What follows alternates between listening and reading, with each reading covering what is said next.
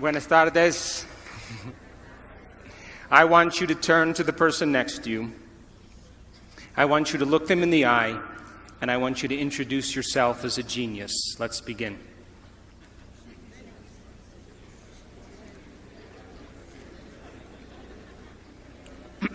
Now,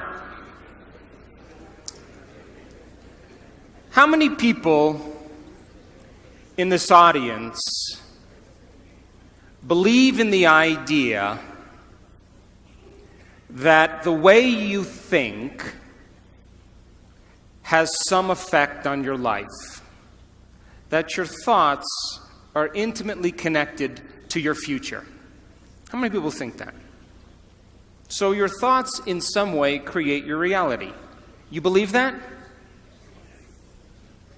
So how many people in this audience have a clear vision of their future? You see, you think 60 to 70,000 thoughts in one day. Out of those 60 to 70,000 thoughts that you think in one day, 90% of those thoughts are the same thoughts as the day before. So if you believe that your thoughts somehow are connected to your life, then the same thoughts always lead to the same choices. The same choices always lead to the same behaviors. The same behaviors create the same experiences, and the same experiences produce the same emotions. And those very same emotions drive the very same thoughts. And your biology, your neurocircuitry, your neurochemistry, your neurohormones, and even your genetic expression is equal to how you think, how you act, and how you feel. And how you think, how you act, and how you feel is called your personality. And your personality creates your personal reality. That's it.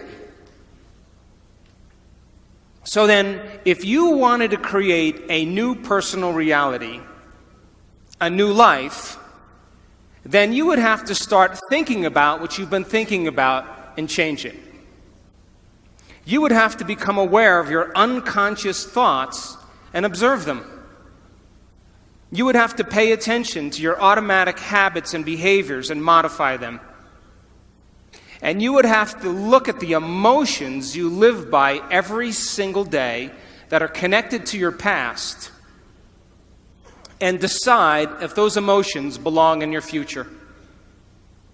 You see, most people try to create a new personal reality as the same personality, and it doesn't work. You literally have to become someone else. So your brain is organized to reflect everything you know in your life. Your brain is a record of the past. It's an artifact of all the things you've learned and experienced to this moment. So if you wake up every morning and get out of bed on the same side, shut the alarm clock off with the same finger, shuffle into the bathroom and use the toilet like you always do, go and get a cup of coffee and drink coffee out of your favorite mug, then get in the shower and wash yourself off in the same routine way, drive to work, get to work, see the same people that push the same emotional buttons, do the same things that you've memorized and do so well, then hurry up and go home, and hurry up and check your emails, and hurry up and check your Facebook, and then watch your favorite television show, then hurry up and go to bed. Here's my question. Did your brain change at all that day? We could say that you were thinking the same thoughts, performing the same unconscious actions, living by the same emotions, but secretly expecting your life to change. So there's a principle in neuroscience. And the principle says, nerve cells that fire together wire together. So if you're thinking the same thoughts, making the same choices, demonstrating the same behaviors, reproducing the same experiences that stamp the same networks of neurons into the same patterns, and then produce the same emotions, you're going to hardwire your brain into a very finite signature. Because as you fire and wire the same circuits in the same way, those circuits begin to become more connected. And by the time you're 35 years old, this is science now, we become a set of memorized behaviors, unconscious habits, automatic emotional reactions, beliefs and perceptions, and even attitudes that function just like a computer program. And if you do something over and over and over again, the repetition of those actions over time conditions your body to know how to do it better than your mind. And a habit is when your body knows better than your mind, where you've done something so many times that the body now knows how to do it better than the brain. And so 95% of most people's behaviors, attitudes, thoughts, beliefs, emotional reactions are subconscious programs. So why is that important? Because you're here this week to learn new information. And every time you learn something new, you make new connections in your brain. That's what learning is. Learning is forging new synaptic connections. Physical evidence as a result of your interaction in the environment and the footprints of consciousness is called learning, making new connections.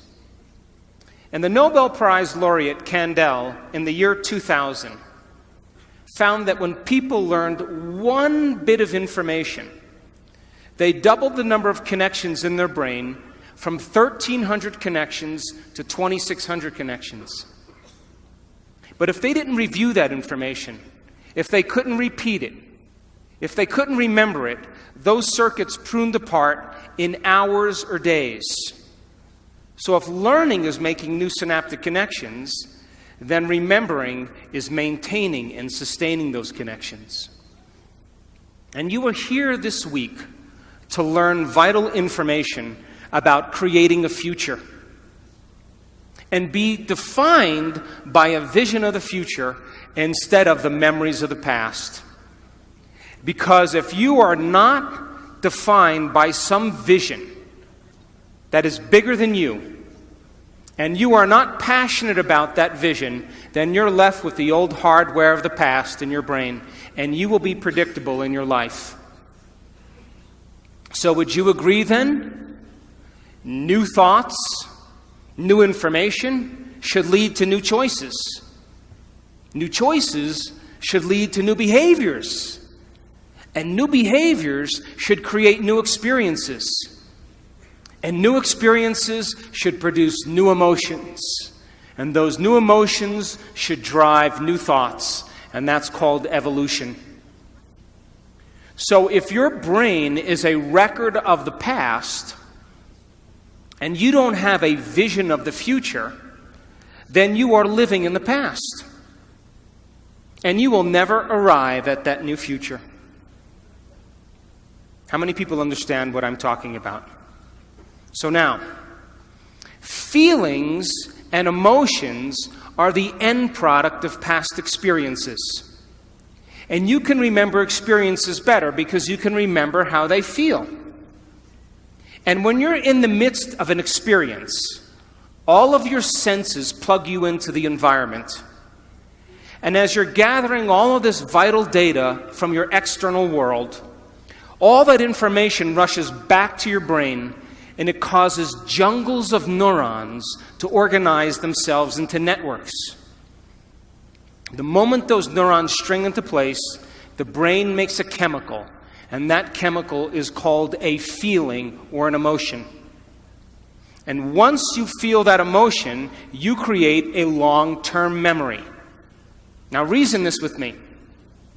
If feelings and emotions are the end product of past experiences, and you are feeling the same way every single day, doesn't that mean nothing new is happening in your life? And if those feelings and emotions drive certain thoughts, and you can't think greater than how you feel, because you had events in your life that have branded you emotionally, and you feel sadness or guilt or shame or unworthiness or insecurity, all of those emotions are created from past experiences.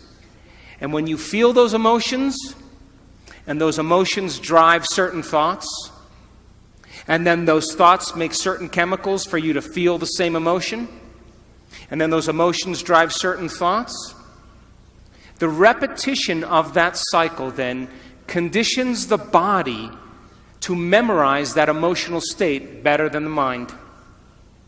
And now your body literally is in the past. Because if you can't think greater than how you feel, then you are thinking in the past. And so most people then spend the majority of their life talking about why they never arrive at their vision of the future because of some past experience. And so if feelings and emotions are the end product of past experiences, you remember your first kiss, you remember your wedding, you remember the birth of your children, you remember catching a fish off the coast of Manzanillo with your 3 best friends, because you caught the fish and it was a new experience and you felt great. And then you went to the casita and you cooked the mahi-mahi and you drank Sauvignon Blanc and the wind was blowing off the sea and the sun was setting and you made a long-term memory.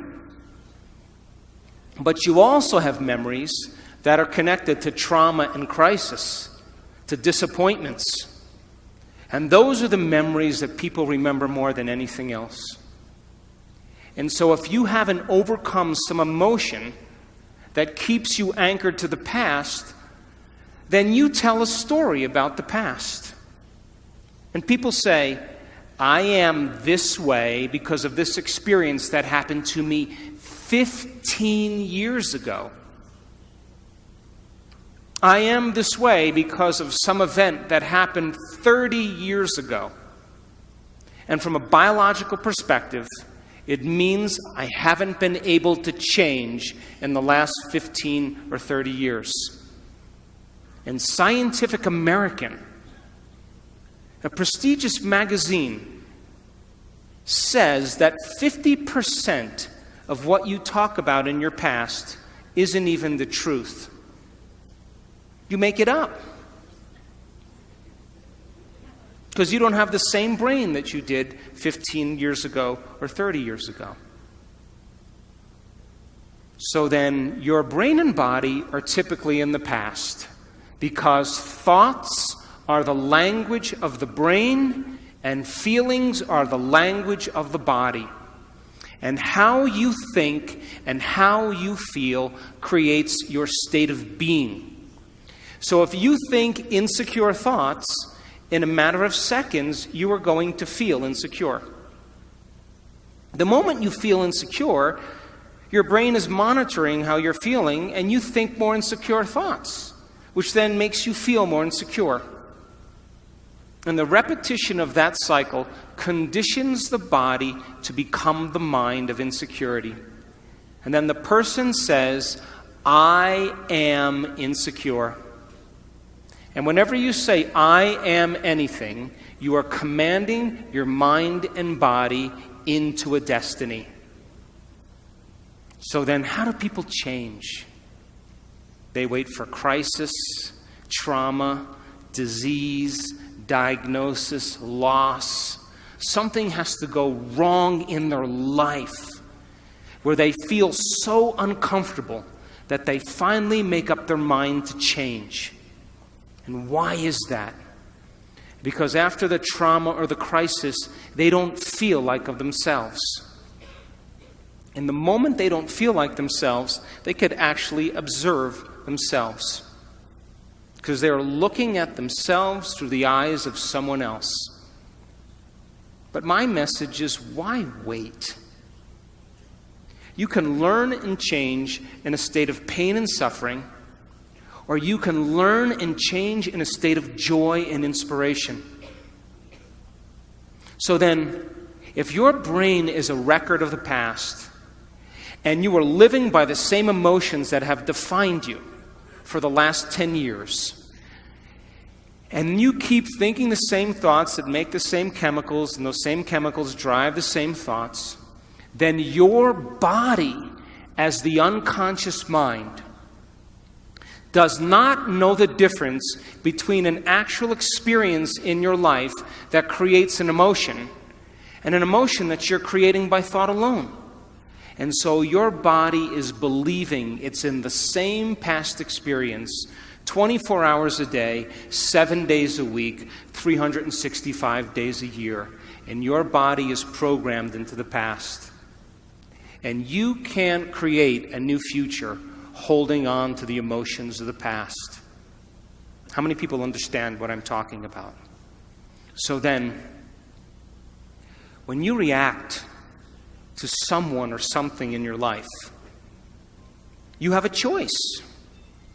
That when an event changes how you feel, there's a chemical change that's taking place in your body.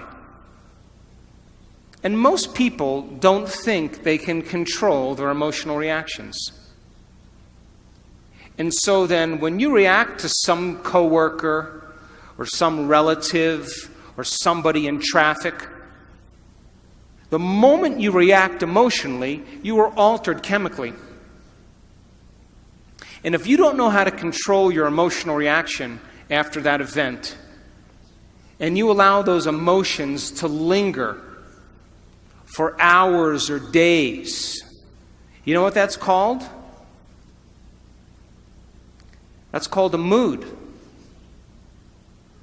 Hey, Juanito, what's wrong with you? Oh, I'm in a mood. Really? Why are you in a mood? Well, this thing happened to me 4 days ago, and I'm having one long emotional reaction. And if you keep that same refractory period going on for weeks or months, that's called a temperament. Hey, why is she so angry? I don't know. Why are you so angry? Why are you so bitter? Why are you so enchilada?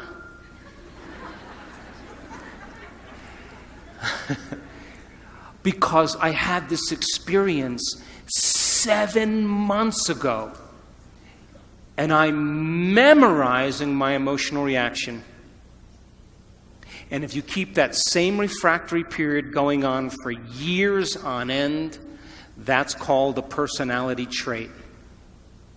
And people wear their emotions on their sleeve, and that's who they think they are.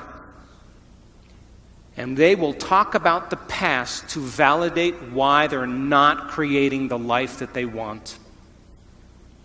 So then if you wake up in the morning, Mexico City, and you are not being defined by a vision that's bigger than you, and it doesn't get you out of bed and inspire you into possibility, and you get up living from the old hardware of the past and the old emotions stored in your body, do you know what's going to happen to you?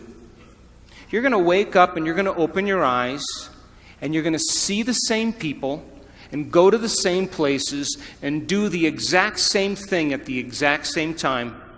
And the moment you open your eyes, all of a sudden now, it's your external environment that's controlling how you think and feel.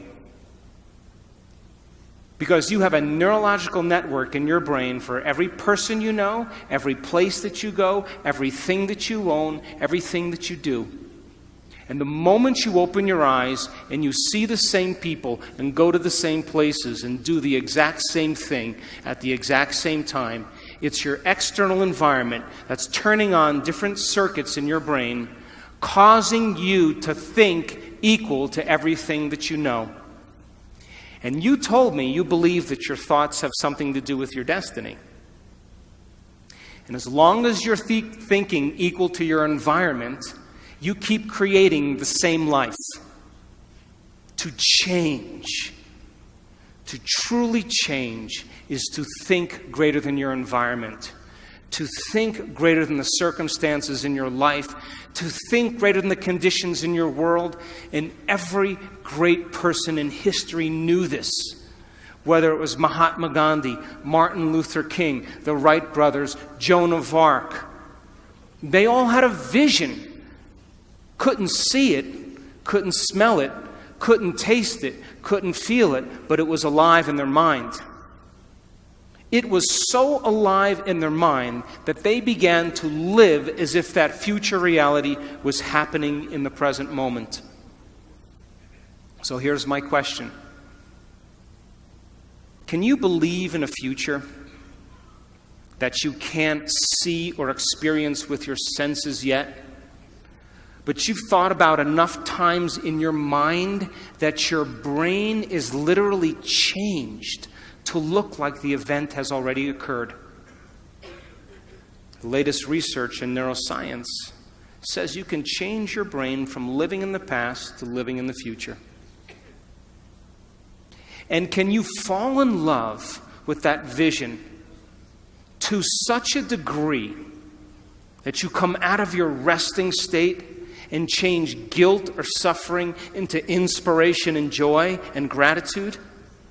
To such a degree that your body, as the unconscious mind, does not know the difference between that external event and what you're creating internally, so that your body believes it's living in that future in the present moment, and you begin to signal new genes in new ways to change your body to look like the event has already occurred.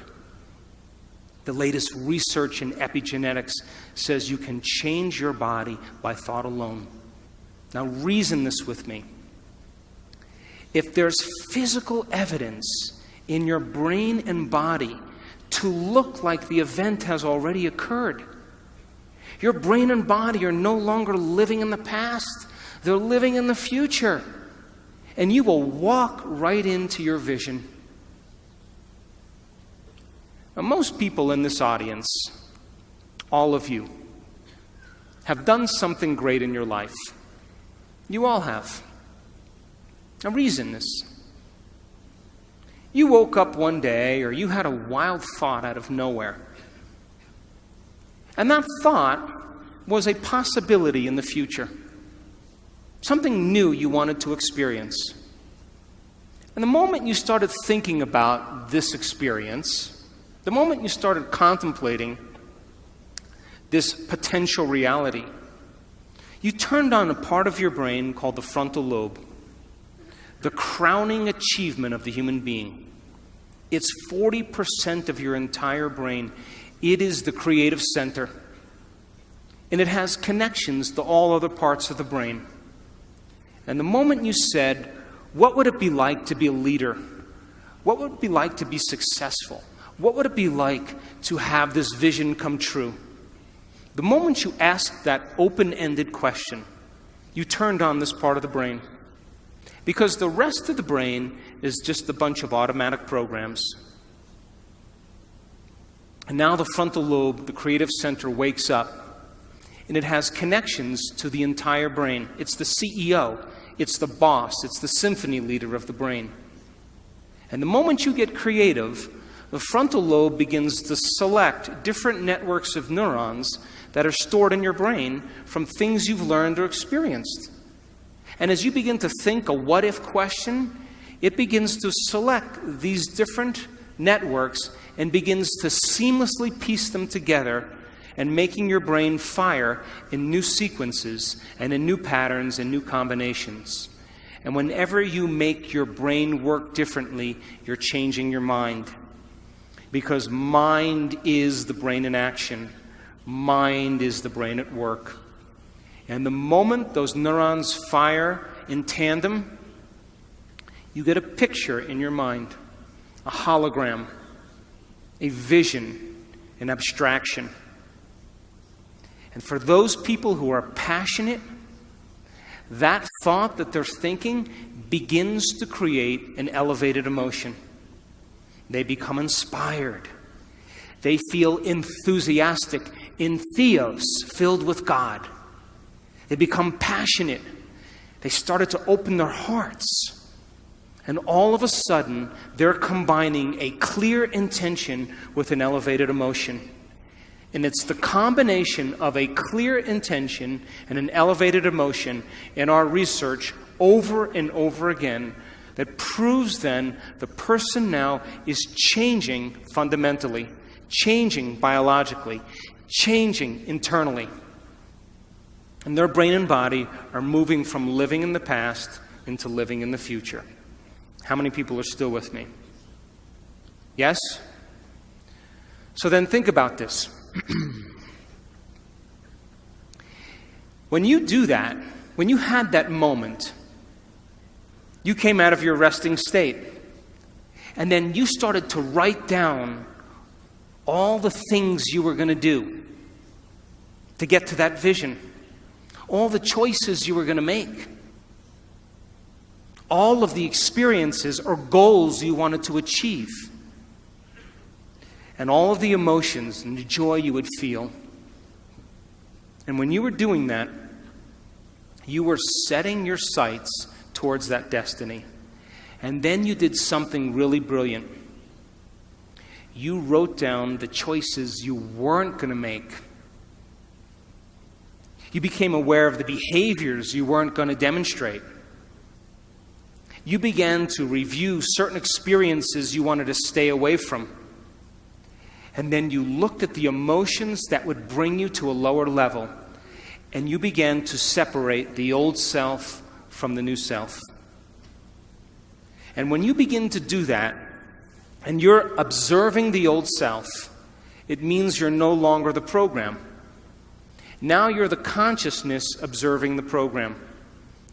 And that's when you begin to objectify your subjective self. Now reason this.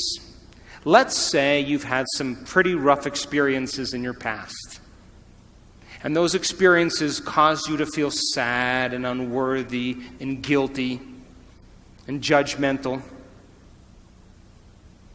And you've gotten so used to feeling guilty and unworthy and judgmental that that's just feels normal to you. And then because you feel kind of victimized, then you blame people and you complain and you make excuses and you feel sorry for yourself. And that's your personality. And all of a sudden you say, today, I'm not going to do that any longer. Because that's the old self. And then you start off your day and it goes really well for about 2 hours. And then all of a sudden, the moment you realize that you're no longer making the same choices as the day before, you are going to feel uncomfortable. It's going to feel unfamiliar. It's going to be uncertain. There's going to be some unpredictability. And we now know that people would rather hold on to their guilt and unworthiness than to step into the unknown. Because at least they can feel something. And so the moment you stop making the same choices that you always make, get ready because it's going to be uncomfortable. And that's the moment you're heading towards the new self. And we call it stepping into the river of change. But now, remember, 95% of who you are is your body as the mind. You know, you've done something enough times that your body does it better than your brain. So you may actually complain unconsciously because your body does it all the time. And all of a sudden you say, no complaining, no more blaming, no more feeling sorry for myself, no more talking about other people. I'm going to stop. You know what happens, don't you? the body starts sending signals to the brain. The body's been conditioned that way. And all of a sudden, you start hearing the thoughts in your head that say, why don't you start tomorrow? Tomorrow's a better day. This is too hard for me. I can't change. Something's wrong with me. It's my mother's fault. It's my ex-husband's fault. It's my ex-wife's fault. I'm this way because of this event. Or the most important one, this doesn't feel right. And the moment you respond to that thought as if it's true, that thought leads to the same choice, which leads to the same behavior, that creates the same experience, that produces the same emotion, and the person says, this feels right.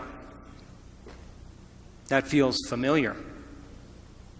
Going from the old self to the new self, stepping into that void, stepping into that uncertainty, is the biological, the neurological, the chemical, the hormonal, genetic death of the old self. And people will say to us, well, in that unknown, I can't predict my life or my future. And we always say the same thing to them. The best way to predict your future is to create it, not from the known, but from the unknown. And when you and I get comfortable in the place of the unknown, that's where the magic happens. And it never happens in the known. So then, you are here this week as entrepreneurs. An entrepreneur, in the definition, if you read the definition of entrepreneur, there's one thing that's consistent in every definition, and that is individuals willing to take a risk.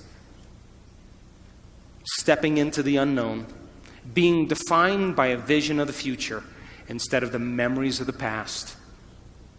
So if you don't have your vision clear in your mind by the end of this week, all of this information is philosophy. It's theory. It's intellectual data that's stored in your thinking brain. But there'll be a certain percentage of people in this room that will apply this information, that will personalize it, that will demonstrate it. And those people who learn the information and store it in their brain and can repeat it, those people who start thinking about what they're going to do with it, as they begin to think about what they're going to do with it, they begin to install the neurological hardware in their brain, priming them to a new future. And when you take all of this information and you say, how am I going to apply it to my life? And you get your behaviors to match your intentions. You get your actions equal to your thoughts. You've listened to great leaders. You've gotten specific information about success. You understand what it is, what emotional intelligence is, and how it is to change a culture. And you start applying it to your life. If you're able to do it, you are going to have a new experience. And that new experience is going to enrich the circuits in your brain, because that's what experience does. And then you're going to feel like a leader. You are going to feel successful. You are going to feel clear. And the moment you feel that feeling, now you are teaching your body chemically to understand what your mind has intellectually understood. We could say that knowledge is for the mind and experience is for the body. And in that moment, you are embodying leadership. You are embodying success. You are embodying clarity. Why? Because the emotion is the experience in chemical form. And the moment you feel that emotion, you're teaching your body chemically to understand what your mind has intellectually understood. You are embodying knowledge. But now here's where the expert comes in. If you've done that experience once, you have to be able to repeat it. And great people in the world who are uncompromising, they keep working to reproduce the experience. And if you can reproduce that experience over and over again, neurologically and chemically, you will condition your body to become the mind of it. Now it'll be innate in you. It'll be second nature. It'll be easy. It'll be familiar. It'll be common. It'll be automatic. You've done it so many times that it is now who you are. So our jobs then, to go from philosopher to initiate to master. From mind to body to soul. From knowledge to experience to wisdom, and from thinking to doing to being. And you and I have all the biological and neurological machinery to do this. But some people will get all of this information and it'll be philosophical. They'll never apply it. Those people who actually apply it and have the experience once will think that that's defining them. But people who really embody and make it innate in them, the true leaders of the world, it becomes who they are. They don't have to think about leadership. They are leadership. They don't have to think about success. They are success. It's become who they are. And so I want to show you some slides now to piece this all together so you begin to understand exactly what I'm talking about.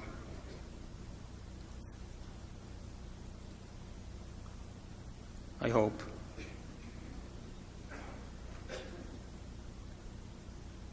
Here we go. So our research, and we've worked with many companies in the United States and in Mexico and in Europe.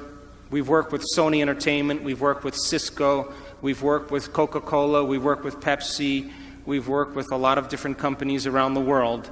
And we know that if you give people information, wow, this is a weird clicker. Huh?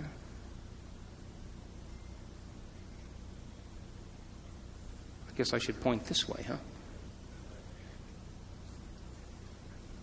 Can we go back to the last slide? Let's just have you do it, huh?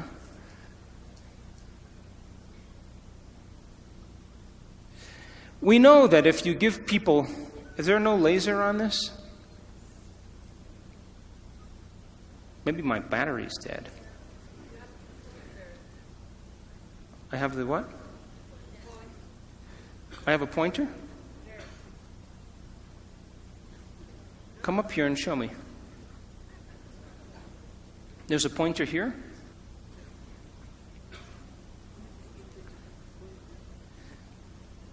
Oh, this is where I have to point. Oh, I get it. If you give people sound information, and then they can repeat that information, they're wiring it in their brain. They're creating a new model of understanding. If you show them how to apply that information, if they do it properly, they will have some type of transformation. That transformation isn't something that causes people to feel bad or unworthy. It causes them to open their hearts. It causes them to feel joy, to feel gratitude. They feel differently. And if you're able to then create that elevated emotion and you teach people more information, they will continue to transform themselves, and that's called evolution.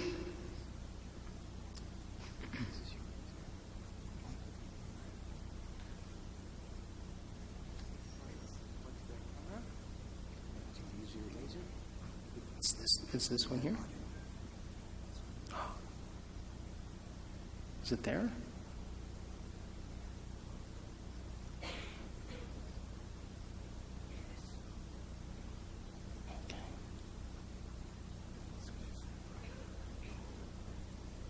Yeah, I think that's what it is. Okay.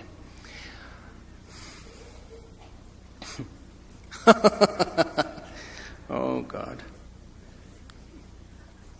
I'm pointing it at you. Oh, down there, way down there. Look, I'm pointing it down there. I'm hitting forward.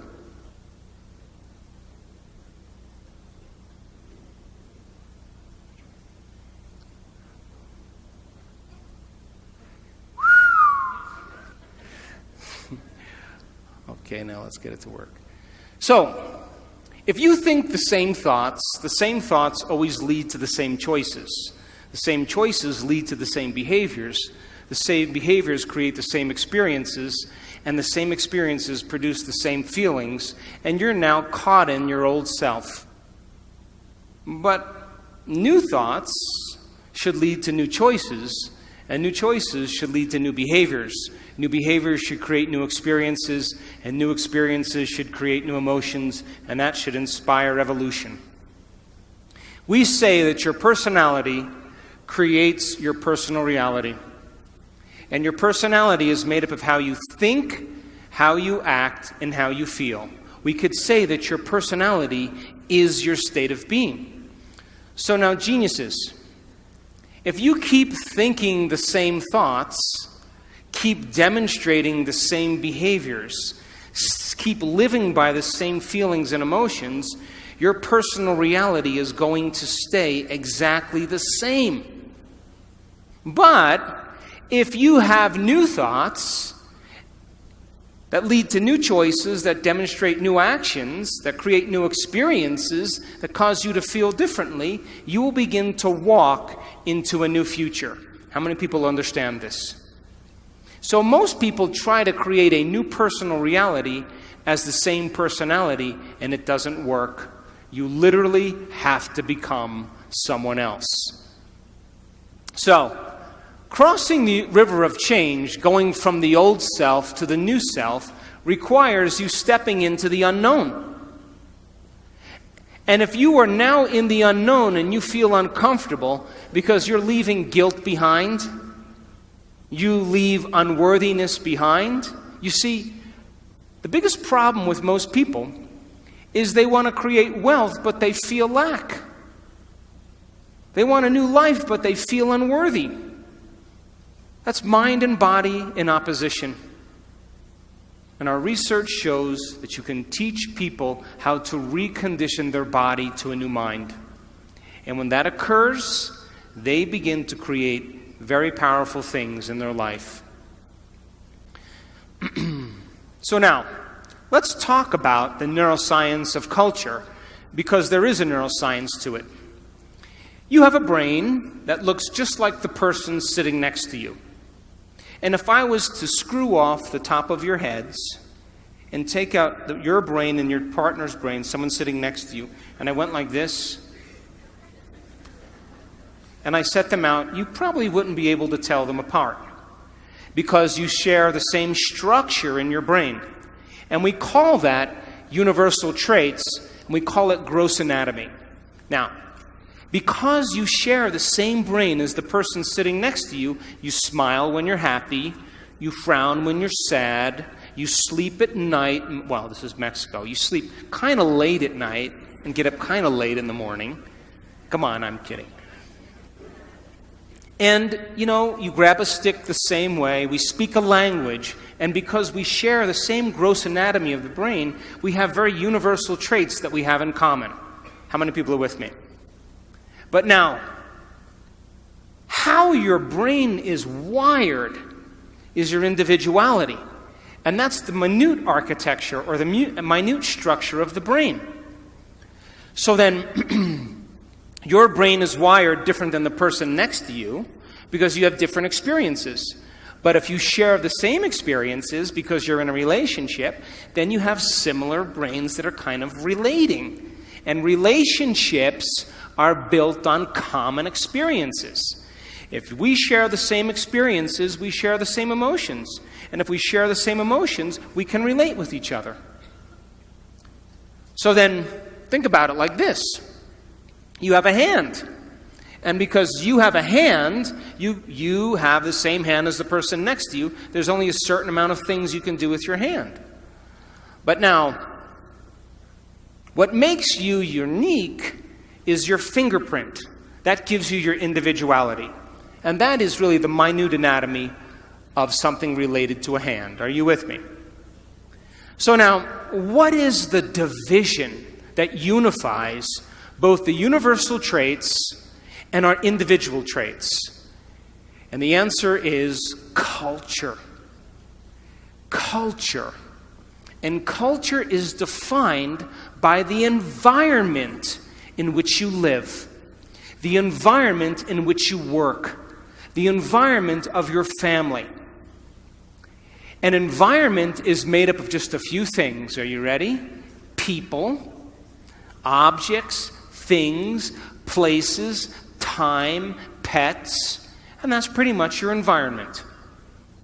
So then, the culture of Mexico City, if I keep asking, I'll get it, huh?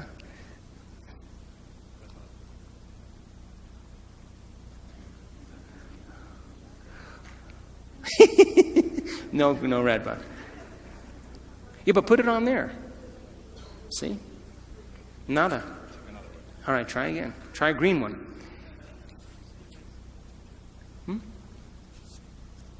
Okay, we're doing good. So the culture of Mexico City is defined by the environment. You eat certain foods, you like certain music, you relate with one another because of the environment in which you live in. And that culture is created from the environment, which is different than the culture of Mongolia. Because it's a different environment, and they have different traditions, they have different customs, because they've had to survive in a different environment. And so what unifies individual traits and universal traits is called culture. Now think about this. Most cultures are defined by the customs they have, the traditions, the language, their survival skills, their habits, their attitudes, their beliefs, their history, their arts, their social structures that have unified them as an individual culture. Are you still with me? So the people you work with, the people you relate with, the people you interact with, you share a similar culture that bonds you both as an individual and as a species called human beings. And Mexicans are different than Australians because they live in a different environment and they have different traditions. You still with me? But we could say then that culture typically is defined by things that have worked in the past. So then, most cultures then have a choice. To create a new culture means then you have to define your culture as a vision of the future. But most people, their cultures are based on the past-present reality. What does that mean? We are in a changing world. And the world is changing faster than most people can keep up.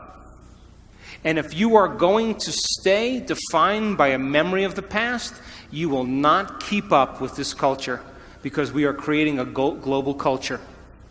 So then, what defines the vision of the future to change a culture?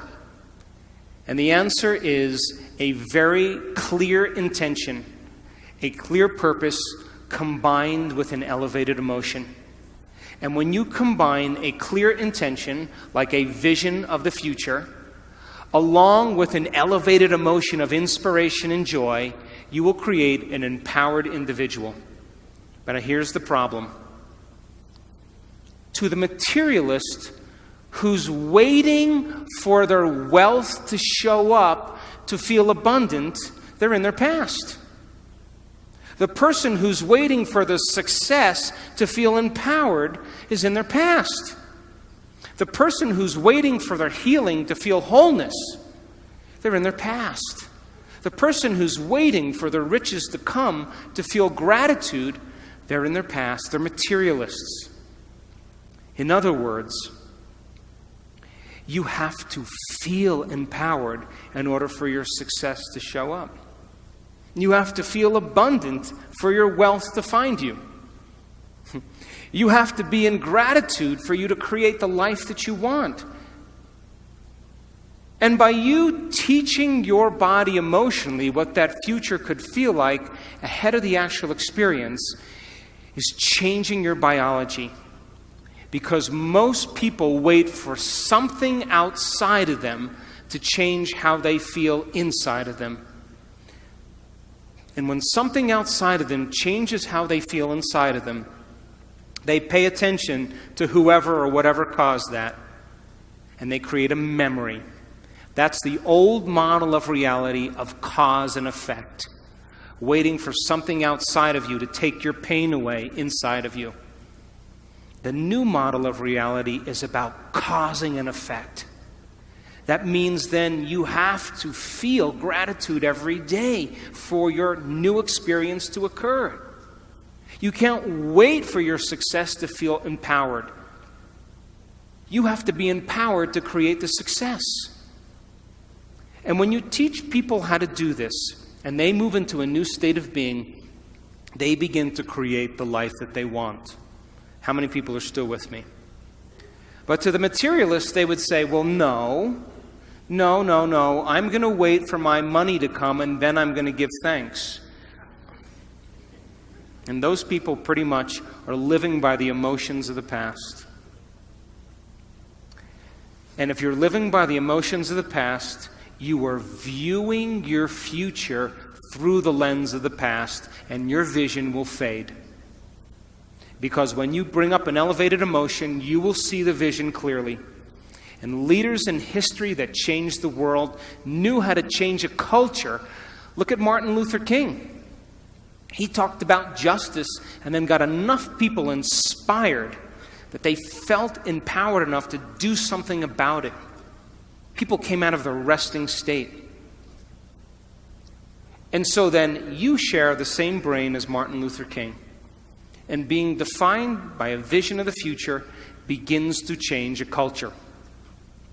But most people have the same thoughts or the same intentions, and they live by the same familiar emotions, and for the most part, they're in their past. So the future then is created by a clear intention and an elevated emotion, now listen closely, that you have to cultivate in your inner environment of thoughts and feelings. But most people, by the old self, are living from past memories that are created from knowledge and experience from something that happened outside of them. Some experience or trauma that defined them. And getting a person beyond the old self, then, is the great work. That's what we're here for. So, we've studied motivation, and I can tell you, without a doubt, that the highest form of motivation in any culture, in any group of people, is what's called purpose motivation, duty motivation, or mission motivation. You know what that is? To have a vision to change a culture that's bigger than you, to instill change in the world. Look at Elon Musk. How many people know who he is? Elon Musk, he created Tesla Motors. You know him? You know who he is? He created an electric car that can go from 0 to 60 in less than 5 seconds. And before him, electric cars were like golf carts that crawled along the road. And he said, I'm going to do this. I don't know how I'm going to do it, but I have a vision. And I'm going to get the best engineers in the world.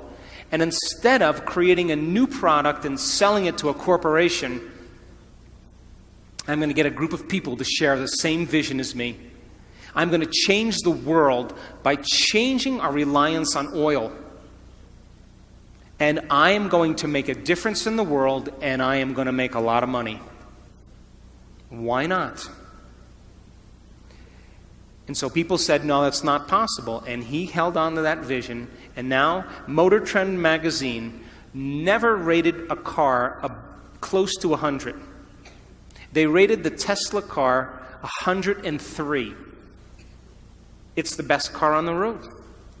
And it relies on no gas at all. That's a vision of the future. High motivators are some people who have a vision bigger than them that are going to change the world and make a difference in a culture. That's the highest form of motivation. Right underneath purpose motivation or duty motivation is what's called personal conviction motivation. We call these people self-starters. This is entrepreneurial motivation. This is when you say, I'm going to do this because I said I was going to do it. Still a high form of motivation, but not the highest form. But what we know that people who have purpose motivation naturally are personally convicted. Their personal conviction is in alignment with their purpose because they have a reason to get up every day. The next form of motivation is called ethics motivation or morality-based motivation. This is not the highest form of motivation, and this is based on polarity, good and bad, right and wrong. And people then, they're trying to be good, but they're really bad. And they swing back and forth. They preach one thing and they do something else. And a lot of the models that are based on, a lot of models are based on this. But we know from our research that people who have purpose motivation, have a vision that's bigger than them, that are personally convicted, have a great sense of morality, a great sense of ethics because it falls right in alignment. The next form of motivation is called ego-centered motivation. This is for acclaim and recognition and importance. But we know then that that's not a very high form of motivation and it never lasts. But people who have purpose motivation, have personal convictions, have a strong sense of ethics, naturally receive recognition. It's the end product. Now look at the lowest form of motivation. What does that say? Money motivation. People who are money motivated, you will spot them out in a crowd because they are selfish in their endeavors. They will take care of themselves first before they take care of others. It's the lowest form of motivation, but our research shows if you have a vision that's bigger than you, that's to change something, where you contribute to the whole, you have strong personal conviction, a strong sense of ethics, already receiving recognition and don't even need it, the money always comes. It's the natural flow. And we call that, in our work, affluence. You know what the word affluence means? To flow to you. People who are affluent don't go and get anything. People who are affluent have it come to them. That's who they are. It's a reflection of their state of being. How many people are with me? So then, when you have a purpose or a vision or a mission or an intent that's bigger than you, it means it signifies something that's ongoing. You could have a purpose to go east, and there's never an end to east. You could have a purpose to be healthy. There's always more health to have. You could have a purpose to be wealthy. There's never an end to wealth. You could have a purpose for knowledge, and there's never an end to knowledge. It signifies a direction. My purpose is to transform individuals in order to transform a culture. And I'm clear on that purpose, and it gets me up in the morning every single day. So then, how do you bring a vision from the world of possibility into the world of reality? From thought all the way down into matter. From what we say in quantum physics, from the wave of possibilities all the way down into the particle. From the immaterial, something that doesn't exist yet, into the material. From the world beyond the senses to the world of the senses. How do we do that? Well, it requires then setting up goals in alignment with your purpose. So let's just say you have a purpose to go in a certain direction. Your purpose signifies a direction, but your goals should always be in alignment with your purpose. And people who have goals in alignment with their purpose, their goals are a natural side effect of them being on purpose. What do I mean by that? Let's just say you lived in the United States, and you were living in Los Angeles, and your purpose was to go east. So you may set up the first goal to go from Los Angeles to Arizona. That's a short-term goal. And if you arrived at Flagstaff, Arizona, you would know that you were on purpose. Yes? And then you said, okay, my next goal is to make it to Santa Fe. just should say New Mexico. And if you arrive there, then you may go to Amarillo, Texas, and then, of course, Little Rock, Arkansas. All of these are in a direct alignment with going east, and then finally to Atlanta, Georgia. And if you kept clear on your purpose and you kept clear on your vision, then those goals would be a natural effect of you being on purpose. How many people are with me? So when you set up the goals in alignment with your vision or your purpose, and you arrive at your goal, that's how you know you're still on purpose.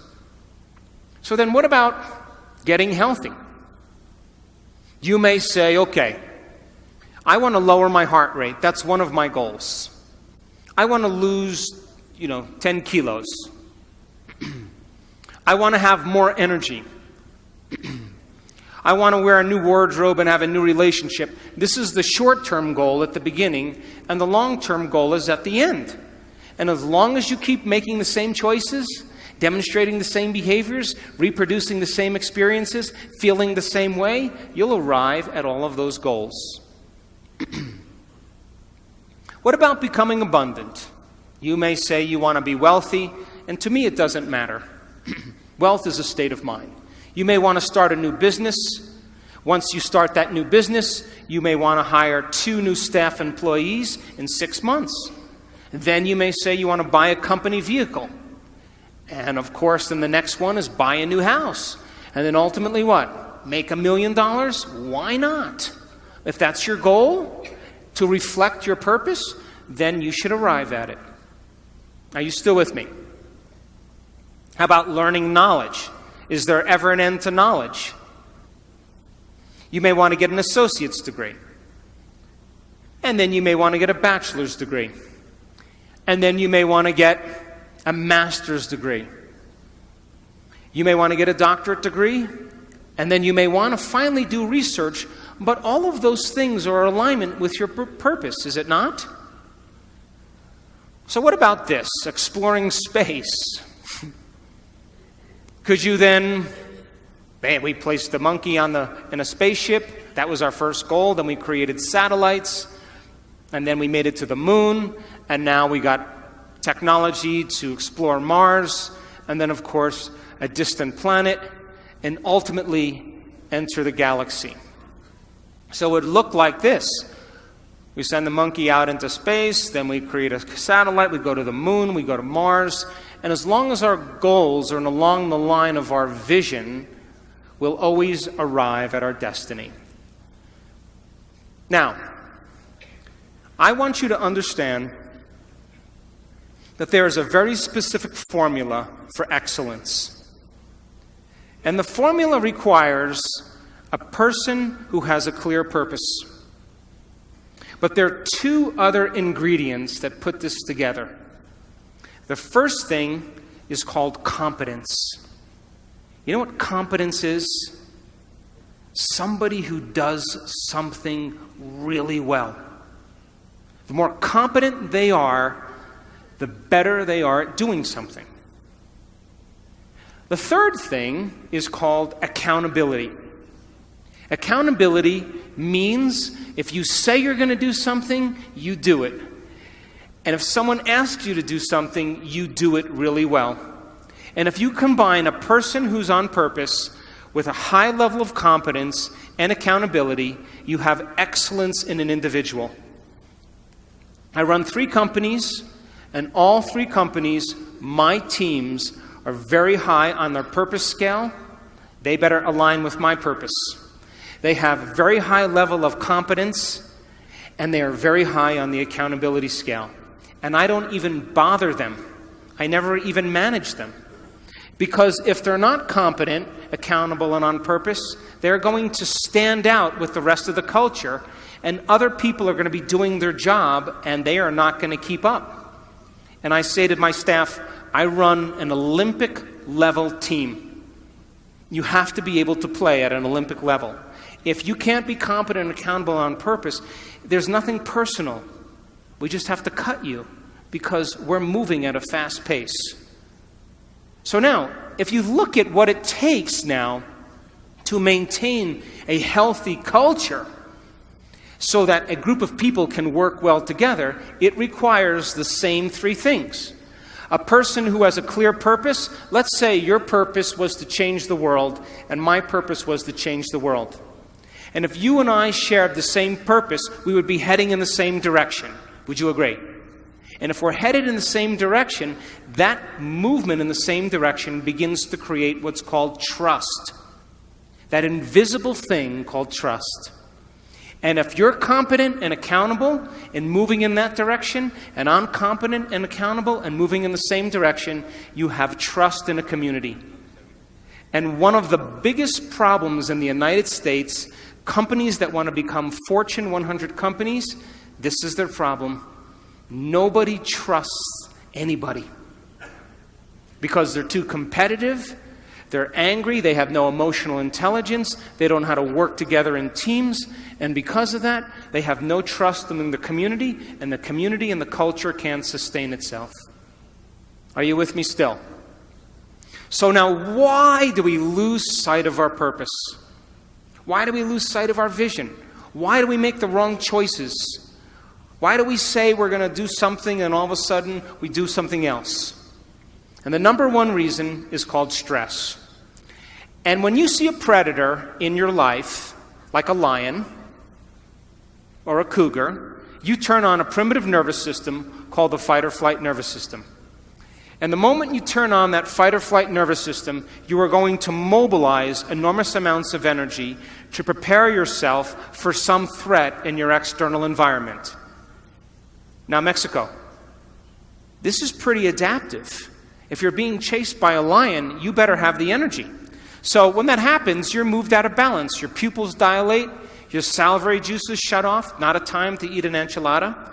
Your respiratory rate changes, your heart rate changes, and blood is sent to your extremities, and you're either going to run, fight, or hide.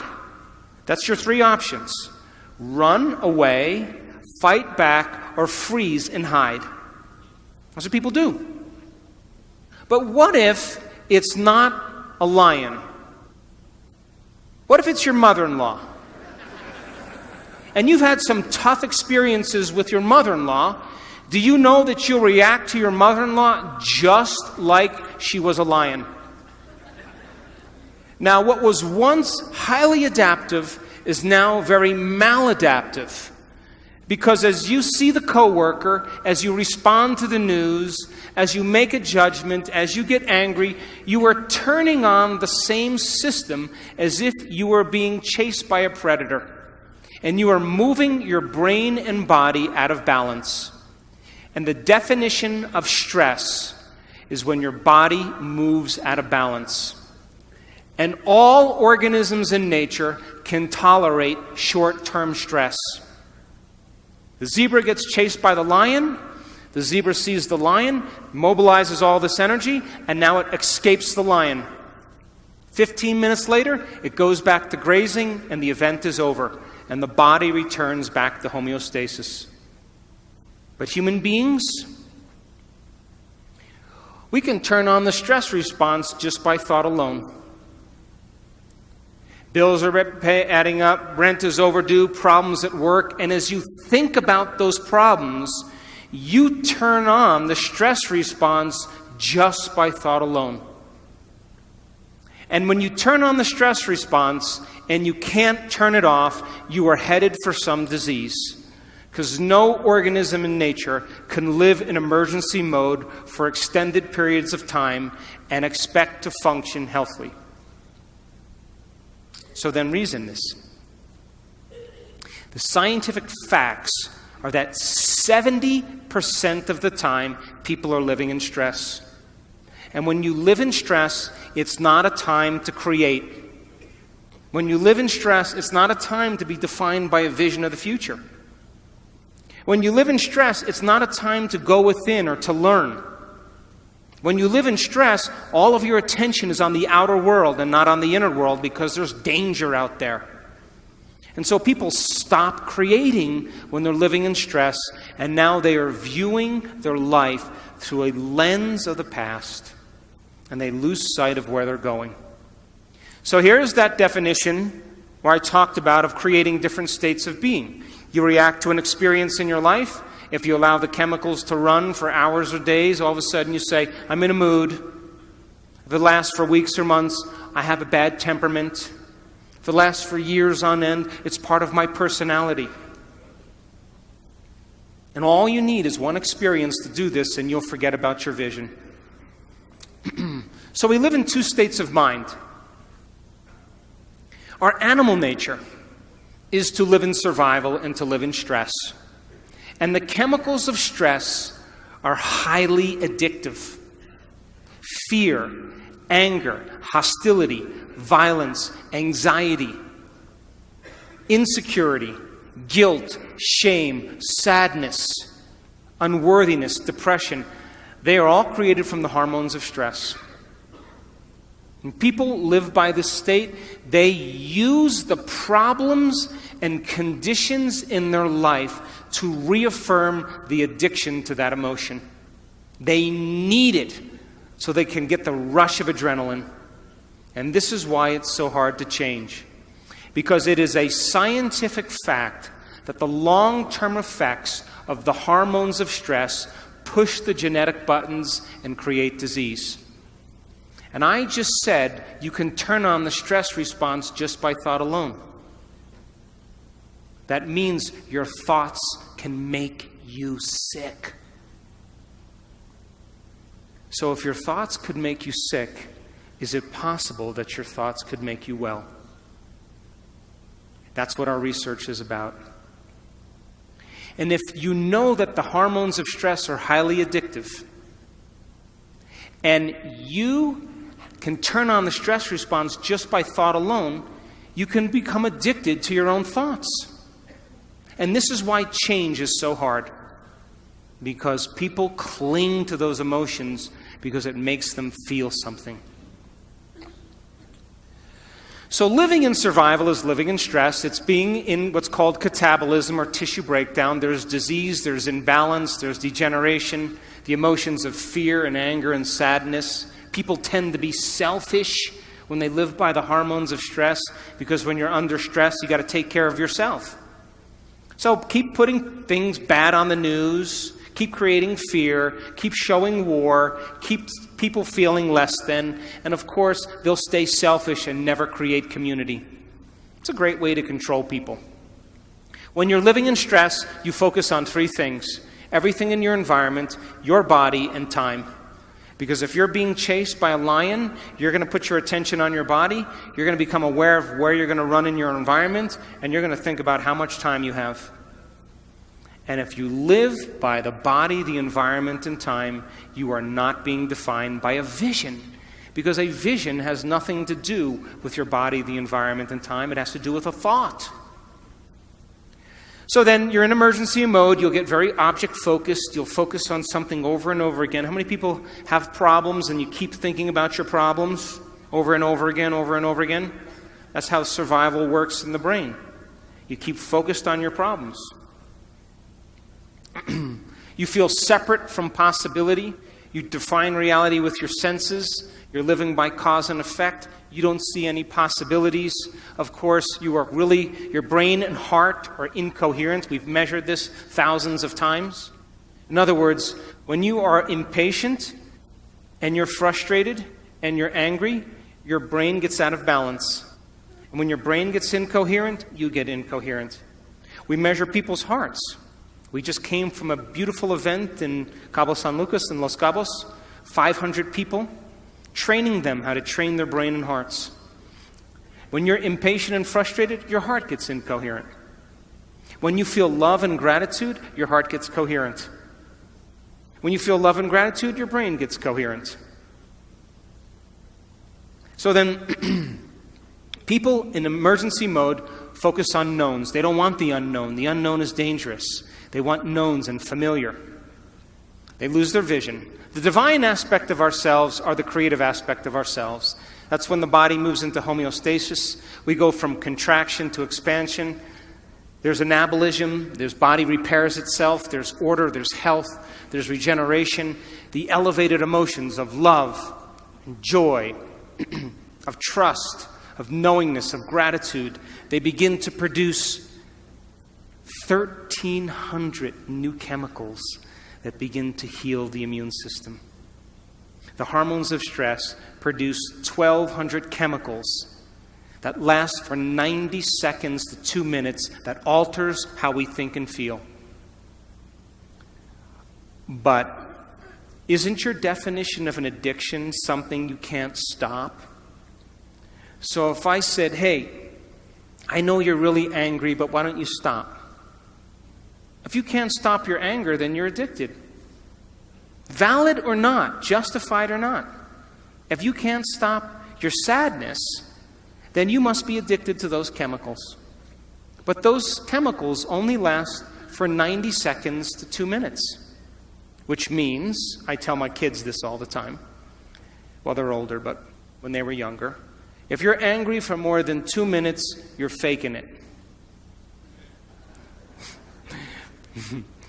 So, when you open your heart, you're selfless. When you're in that creative state, you're not defined by things, you're not defined by your body, you're not defined by time. We know this, we've studied it in the brain thousands of times. A creative person forgets that they even have a body. They forget about the things and people in their life, they forget about time. They're in the creative state. And my definition of creation is when you forget about yourself. You go from selfish to selfless. And that's when you're at your best. We've proved it thousands of times. Of course, energy is created. There's always growth and repair. People tend to go from a narrow focus to possibility, to an open focus. They feel connected to their vision. They feel connected to people. They feel connected to something greater. They're already defining reality beyond their senses. They're living no longer as a victim, which means most people think unconsciously that their personal reality is creating their personality. If your personal reality is creating your personality, then you're a victim. But if your personality is creating your personal reality, you're a creator. So now they're causing an effect. They're no longer living by cause and effect. They see possibilities. Brain and heart are in a state of coherence and balance. And of course, they crave the unknown. They want the experience. They want the adventure. They live for it. So I'll go through just 3 more slides. So then if your purpose is to go east, and all of a sudden you head to Phoenix, Arizona, or Missoula, Montana, or Miami, Florida, or Boston, Massachusetts, you've lost sight of your vision, and which means you had some thought that led to some choice, that led to some behavior, that created some experience, that produced some feeling or emotion, and you gave up on your vision. You went back to the old self. So you may say, God, I want to be healthy, but you made the wrong choice. 3 pieces of birthday cake. You miss a week of exercise. You stay up late and watch TV. You stop getting treated. And of course now, same thought leads to the same choice, which leads to the same behavior, which creates the same experience, that produces the same feeling. And then you say, oh gosh. And then of course the feeling is usually unworthiness or guilt. And you return back to the same self.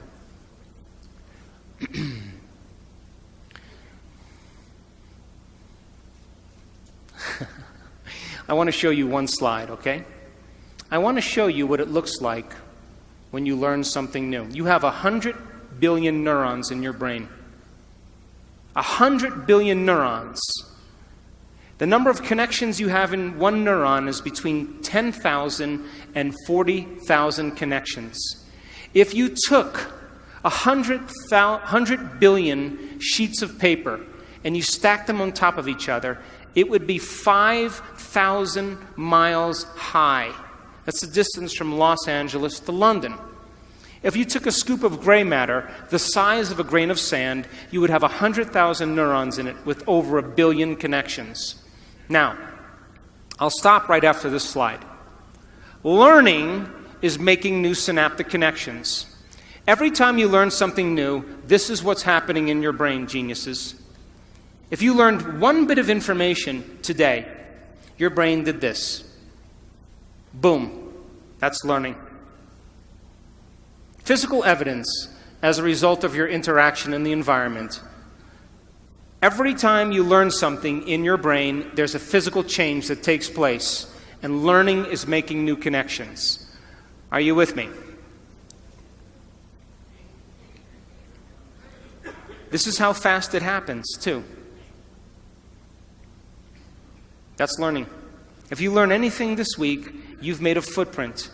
If learning is making new synaptic connections, then if you keep firing the same thoughts over and over again, you're going to wire them in your brain. So then if learning is making new synaptic connections, then remembering is maintaining them. And all of a sudden, they develop a long-term relationship. And just like any relationship, the more you communicate, the more they connect. And neurons are exactly the same way. Now, as you begin to learn information, neurons tend to assemble themselves into networks, or what's called neural networks. And neural networks are just gangs of neurons that have fired and wired together to form a community of neurosynaptic connections that's related to a thought, a skill, a habit, a behavior, a concept. And neural networks are automatic programs. You have a neural network to brush your teeth, to put on makeup, to speak a language, to walk. All of a sudden, those neurons then form a hardware circuitry, but if you keep repeating it, the hardware becomes a software program and it becomes automatic. So then, you want to see a thought? Watch. Boom, there's a thought. Right there. Watch again. Boom, that's a thought. You generate more electrical impulses in your brain in one day than all the cell phones on the planet put together. And it's not coming from the candy bar you just ate. You are connected to a greater field. So then, in closing, and I'll take some questions, you are here this week to begin to understand knowledge and information that is essential for you to begin to apply. Knowledge is power, but knowledge about yourself is self-empowerment. And we are in a time in the world where we need leaders. And true leadership has to do with a vision of the future. As the old models begin to break down in government, in the economy, in religion, in education, in the environment, in medicine, something new has to be created. And we should never shrink from these models collapsing. It's a sign that something greater has to happen. Innovation, creation, invention is our future. And that, are you willing to every day revisit that vision and get clear on your purpose and begin to take steps towards that destiny and give up the emotions of the past that keep you enslaved to the same person? Step into that unknown and literally believe in possibility. And Buckminster Fuller said it the best. He said, if you want to change a culture, forget about trying to fix what's broken. Create something that's better, and everybody will leave that and go to something else. And so people around the world are waking up because we are in an age of information. And in an age of information, ignorance is a choice. Learn, study, change, apply, and meet the challenges in your life with a greater level of mind. Surely somebody has faced the same things that you have and have overcome them. And if learning is making those connections, every time you learn, you are preparing your brain for the future. But be willing to be original. Be willing to be defined by that vision or that dream. And if every day you keep it alive, sooner or later, that experience or that vision is going to find you. And that's when we go from being selfish to being selfless. And that's when we give people permission in our lives to follow us, because we are no longer talking about it. We're living it. Thanks for listening.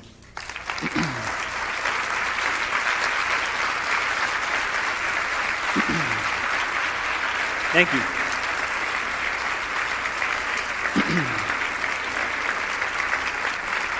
So, they asked me to leave a certain amount of time for questions. So I will do a few minutes of questions. If anybody has any questions, you can give the mic to the people that are standing up. I'll let the mic runners pick the people.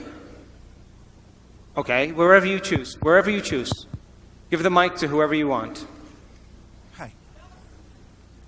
Bueno. Hi. Yes. First of all, thank you for your speech. It was terrific. Thank you. You're welcome. And second question.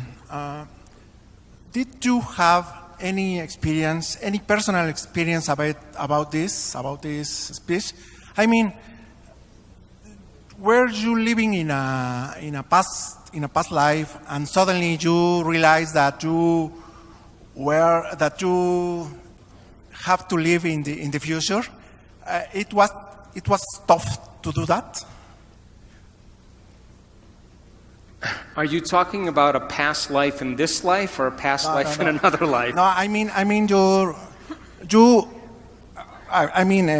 you were child, you are living in a past life, or I think you were angry, you were some kind of defects, and suddenly, and I can imagine, I can guess that before you do the picture, and you, what fuck do you know? Okay, I understand. I understand. I never planned on doing any of this. In 1986, I was in a triathlon in Palm Springs, California, and I was on my bicycle, and I was making a turn to pass some cyclists. And as I made the turn to pass the cyclists, I got run over by a truck. And I broke 6 vertebrae in my spine, and I had bone fragments on my spinal cord. And the doctors, 4 experts, told me I would never walk again and I would be paralyzed. So in order for some people to wake up, they need a wake-up call. And that was my call. I decided against the surgery, a radical surgery where they take out the entire back part of my spine and screw in these rods. I decided against the surgery in 1986, and I thought, I'm not going anywhere, I'm not doing anything. Let's see if I can heal this with my mind. Now, nobody at this time had any idea that it was even possible. As a matter of fact, the doctors thought I hit my head on the ground and that I had a head injury, because nobody said no to them. But you know, when you're trying to create something like a miracle, you will always be considered a fool or insane, because nobody else is doing what you're doing. It's unconventional. It's outside the beliefs of a culture.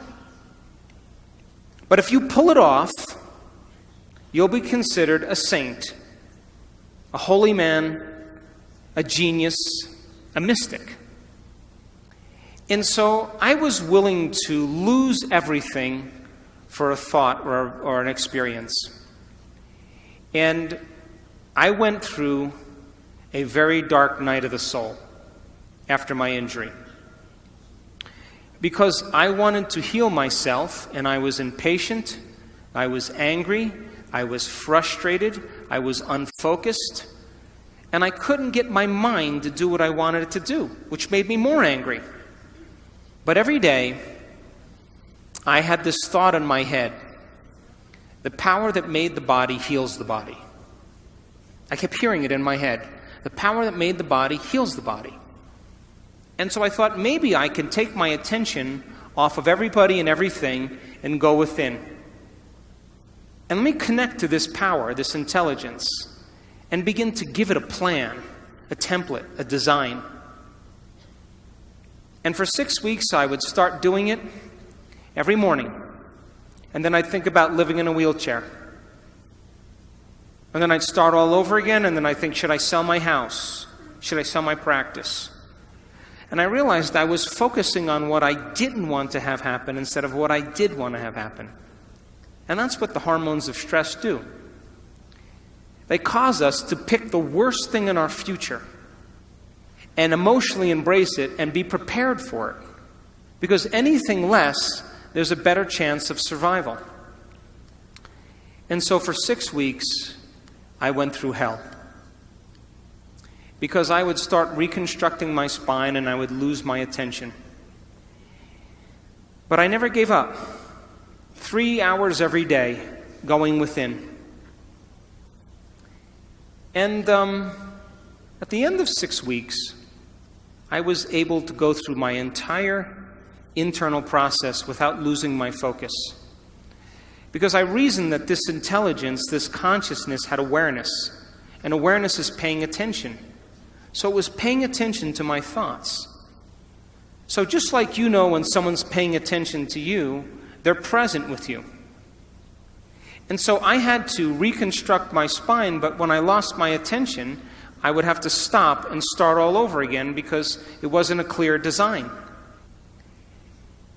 And at the end of 6 weeks, I was able to go through the whole thing.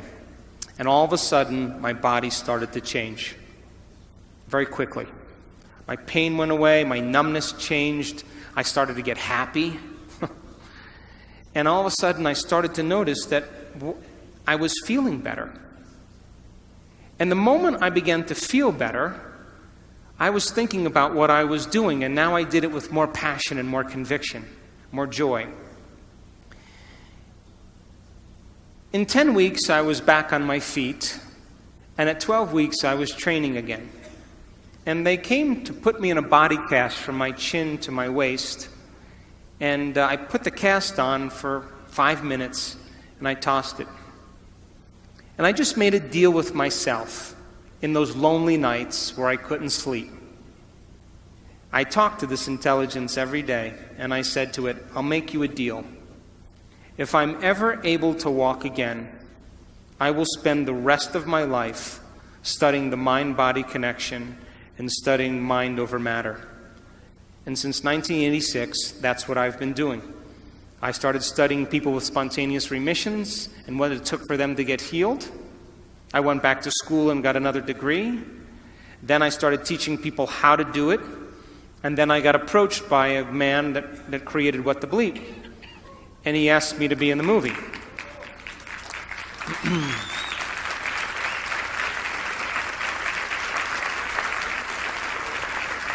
But there were 2 questions that people asked after What the Bleep.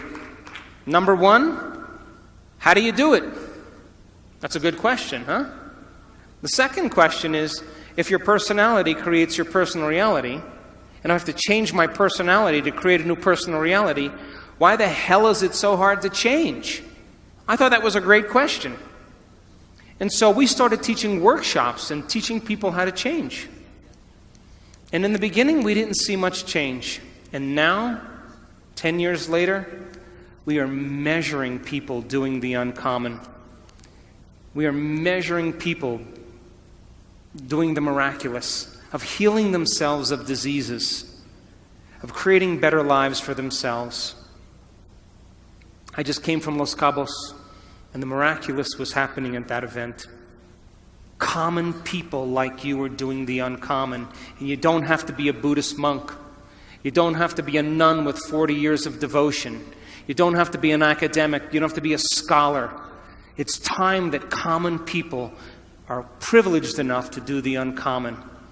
And we've measured people and made scientific history in the last 3 years that you will never see in any neuroscience journal. And they were just people just like you. And now when people ask me, is change possible? I have no doubt in my mind. In my last book, I said, hey, How can you give somebody a sugar pill or a salt injection, and a certain percentage of those people will accept, believe, and surrender to the thought that they're getting the real substance? And without any analysis, they begin to program their autonomic nervous system to make their own pharmacy of chemicals that matches the exact same chemical they think they're taking. Is it the inert substance that's doing the healing? Or is it the body's innate ability to heal? So the question is, do you need something outside of you to change you? Or if you understand how the placebo works, can you teach people to do it? But instead of putting their belief in something outside of them, put their belief in something inside of them, or a possibility, an unknown, and have them revisit that unknown until they make it known. Because if 81% of people who have depression, if 81% of the people who are in a depression study are healed by a placebo, 81% are healed by a placebo, it means they're making their own pharmacy of antidepressants. And they don't need anything to do it. And so it's time people take their power back. It's time that we wake up. And my passion is about transformation. But not with elite individuals, with common people. And if you keep understanding that you need a flu shot because there's bugs with your name out there that are looking for you, and if you don't get the flu shot, you're going to get sick, that's the nocebo. Then when you don't get it, you'll get sick, and then you'll need a pharmaceutical. That's programming. But when people break out of that illusion and they begin to take their power back, they're no longer controllable. And now, you're talking about a race of individuals now that are believing in themselves more than anything else. And that's where we're going as a community in this world.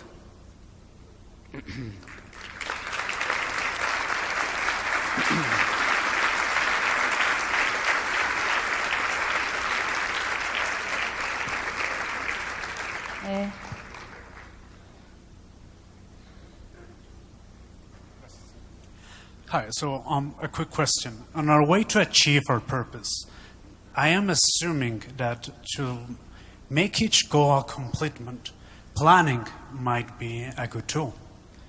And if I am correct, do you have any advice on how to go about it? Sure. So the question was about planning. Do you know that if you woke up in the morning and instead of getting out of bed, what do most people do when they wake up in the morning now? What do? Admit it. You go to your cell phone and you go,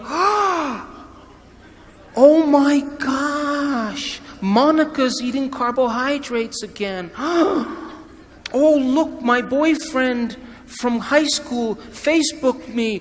Ooh. Oh, look, there's a war in Syria. Everybody goes through their device to plug them in. But what if you woke up in the morning and you said this? What is the greatest expression of myself that I can present to the world today? What if you said, I'm going to be defined by this vision. Let me become conscious of those unconscious thoughts. Let's become so conscious of those unconscious thoughts that they'll never slip by my awareness. You know, I can't, it's too hard, nobody loves me, I'm bad. So, old circuits from the past. What if you said, no more complaining, no more feeling sorry for myself, no more judging anybody, I'm going to stop that. What if you said, I'm not going to be guilty anymore, I'm done. I'm not going to be unworthy. Those are the emotions, behaviors, and thoughts that are connected to the old self. The word meditation literally means to become familiar with. That's what it means. If you're becoming familiar with your unconscious thoughts and making them conscious, you're meditating. To know thyself. If you become aware of your automatic habits and you're so conscious of your unconscious behaviors, that you never go unconscious again, you're changing. If you're familiar with your emotions and say, that's my past, those are chemicals from the past, let's leave them behind. And then you said, who do I want to be when I open my eyes? What thoughts do I want to think? What thoughts do I want to fire and wire in my brain? Let me plan my behaviors today. Do you know the very action of planning your behaviors in your mind, rehearsing what you're going to do? Do you know that mental rehearsal actually installs the circuits in your brain to look like the experience has already occurred? Now your brain is no longer living in the past. It's primed for the future. And if nerve cells that fire together wire together, you keep doing that, it's going to become familiar to you. And so then, here's the tough part.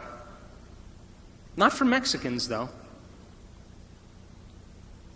If you said, I am not going to get up from this meditation until I am in love with life.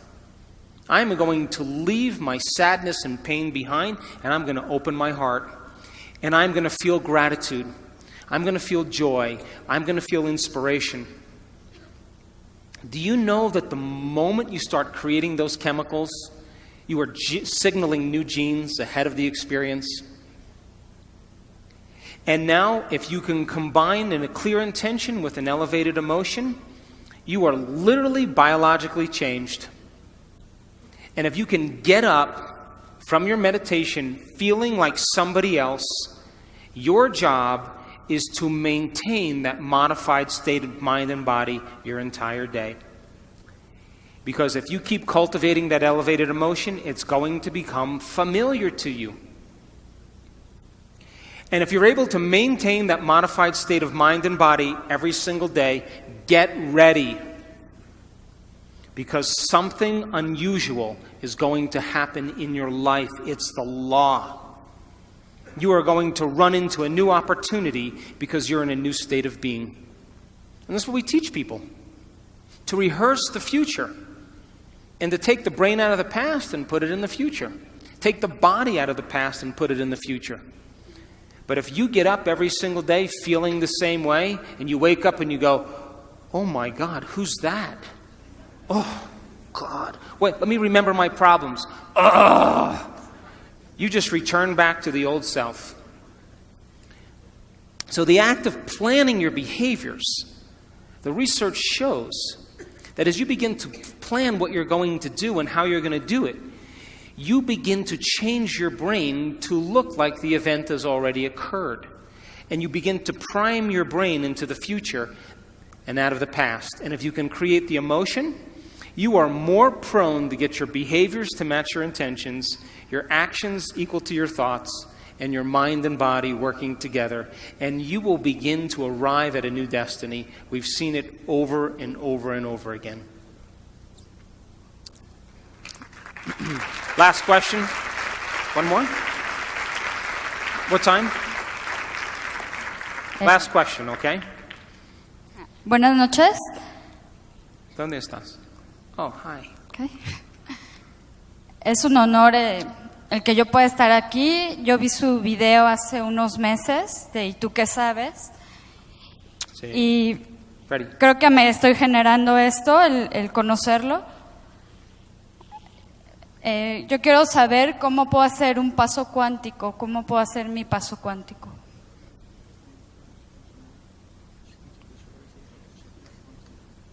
How to make the quantum leap. And you want me to answer that in 2 minutes or 3? Look, No. what is the simple definition of quantum? Quantum physics says that your mind and matter are so intimately connected that it's impossible to separate the two.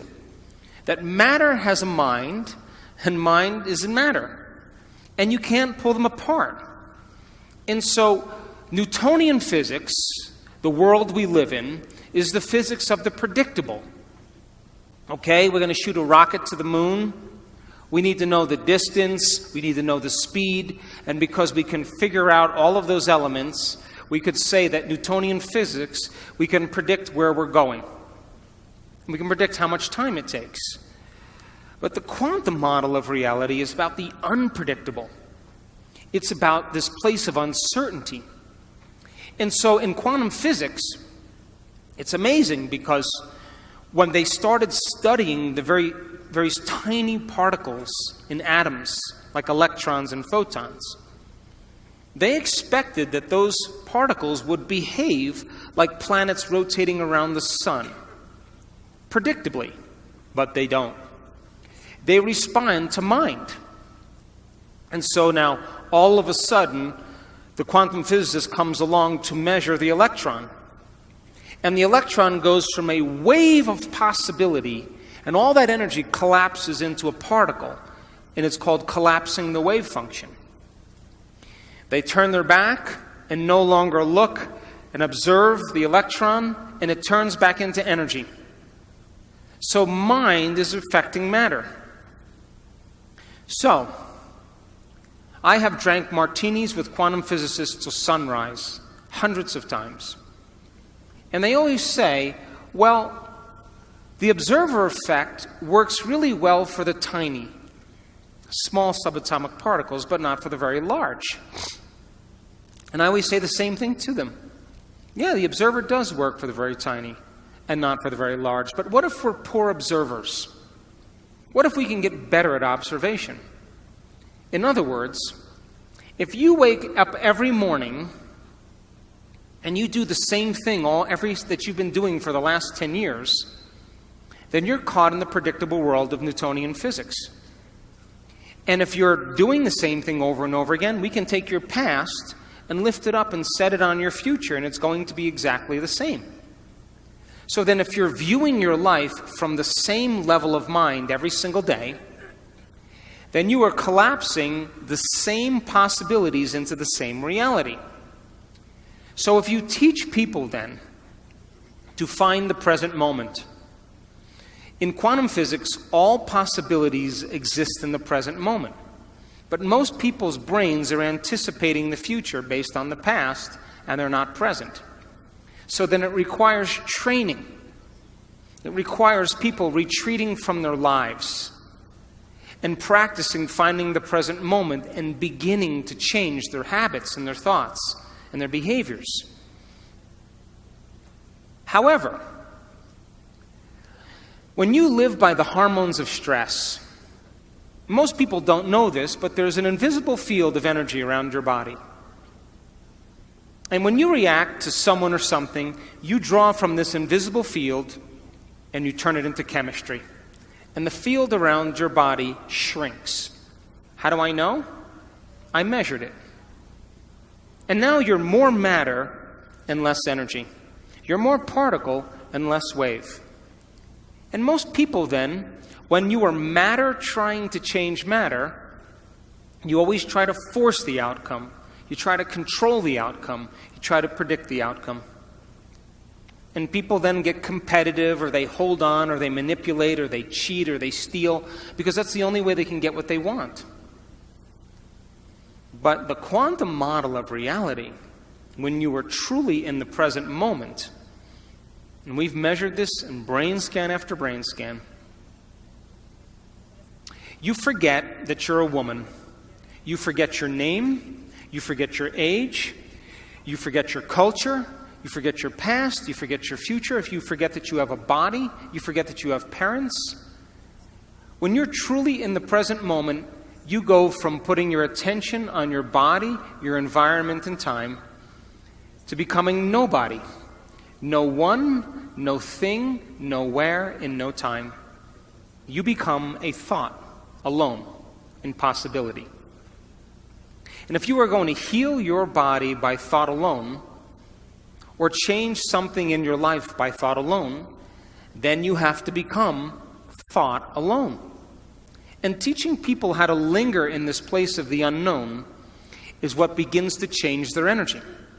We also measured when a person begins to open their heart and they can begin to sustain an elevated emotion. They begin to broaden the magnetic field around their body to 9 meters wide. Now they're more energy than matter. They're more wave than particle. And they can exert better effects on reality. So then think of, when you open your heart, this is science, like dropping a pebble in water. You produce a ripple. If you drop a bigger stone, you produce a bigger ripple.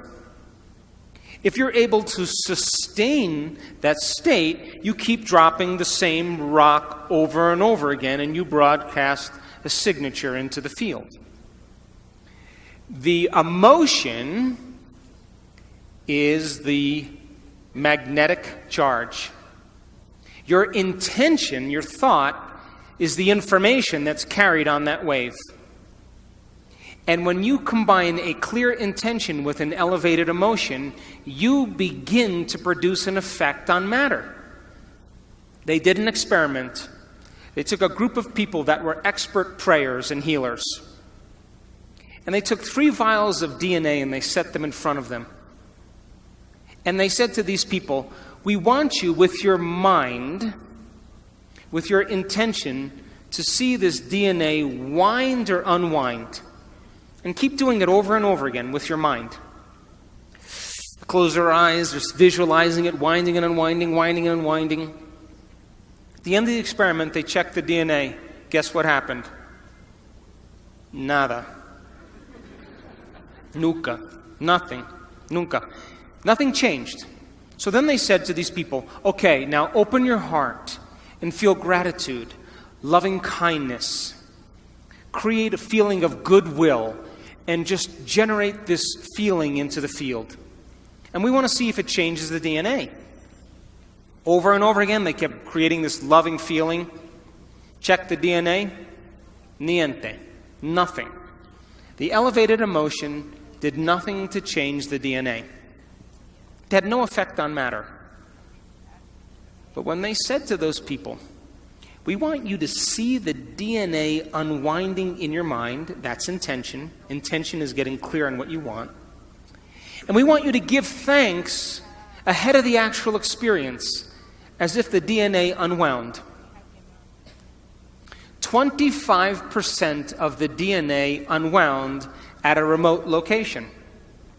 You see, the thoughts that you think are the electrical charge in the quantum field. The feelings that you emote are the magnetic charge in the quantum field. And how you think and how you feel broadcasts an electromagnetic signature that influences every single atom in your life. The thought sends the signal out, and the feeling draws the event back. So if you're walking around your life feeling sorry for yourself and feeling like a victim, you are broadcasting that signature into the field. And you will create more experiences to suffer, because we are not punished for our sins. We are punished by our sins. And sin is an attitude. And sin is how you think and how you feel.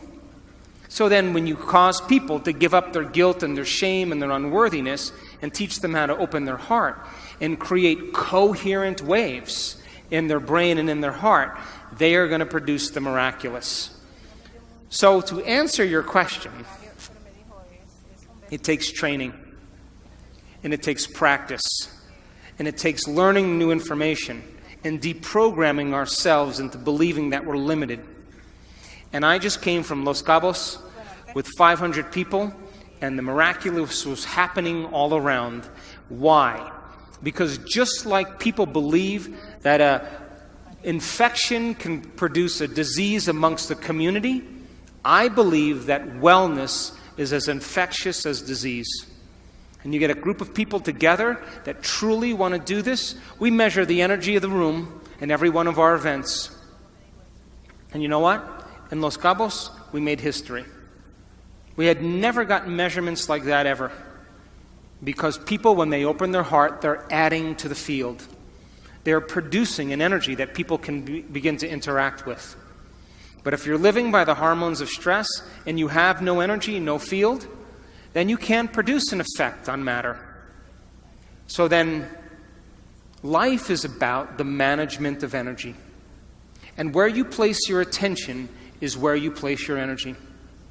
And if your attention is on the knowns and in the predictable future, or your attention is on the familiar emotions of the past, you are siphoning energy out of the present moment, and you have no energy to create with.